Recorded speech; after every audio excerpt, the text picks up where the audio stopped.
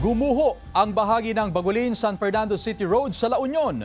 Mula sa probinsya ng La Union, makibalita tayo live kay Sandy Salvacio. Sandy? Chris, ngayong araw ay sinalubong na ng mainit na panahon ang mga residente rito sa San Fernando City, La Union. Sa pakikipag-usap naman natin sa ilang mga residente ay nabanggit naman nila na mukhang umaaliwalas na rin ang panahon sa mga sumusunod pa na araw. Dahil sa malalakas na ulan na dala ng mga nagdaang bagyo, nasira ang Bagulin-San Fernando City Road sa bahagi ng barangay Nagyubuyuban, San Fernando City, La Union nitong Lunes. Bakas pa rin sa lugar ang gumuhong bahagi ng kalsada. Bukod sa pananalasa ng mga bagyo, nakaapekto rin ang habagat sa pagkasira ng kalsada. Actually, before pa lang ng mismong super typhoon, yung mga noted na po siya na cracks, especially po nung nagkaroon ng earthquake dito sa may Luna, nung na 5.6 magnitude.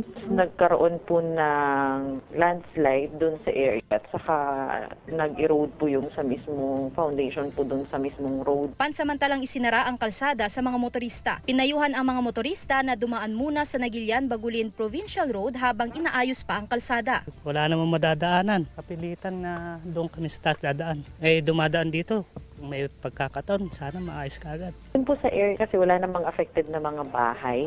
So ang ginawa lang po talaga ng team is para maglagay po ng caution dun sa area. At the same time, coordinated with our PIO para ma-disseminate po sa public. Sa tala ng provincial government, nasa mahigit 150 na barangay sa probinsya ang labis na naapektuhan ng super bagyo nitong linggo. Sa kabuuan, hindi bababa sa 10 kalsada kabilang ang mga tulay sa probinsya ang naapektuhan ng kalamidad. Inaayos na ito ng mga nakakasakop na lokal na pamahalaan. We are already investigating on how is the damage, what is needed to do to preserve and to save the bridge, and then come out with a figure how do we go about rehabilitating the area.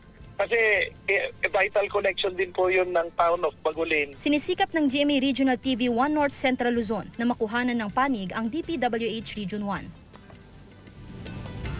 Chris, nasa likuran ko ngayon yung bumagsak na kalsada na nagkokonekta sa bayan ng Bagulin at syudad ng San Fernando. Sa pakikipanayam natin kanina kay La Union Governor Mario Ortega, nasabi niya na nakikipagtulungan na ang kanilang tanggapan sa opisina ng DPWH upang makabuo ng epektibong solusyon nang sa ganon ay hindi na daw mangyaring muli yung mga ganitong insidente. Yan muna ang latest mula rito sa San Fernando City, La Union. Balik sa iyo, Chris. Maraming salamat, Sandy Salvacio.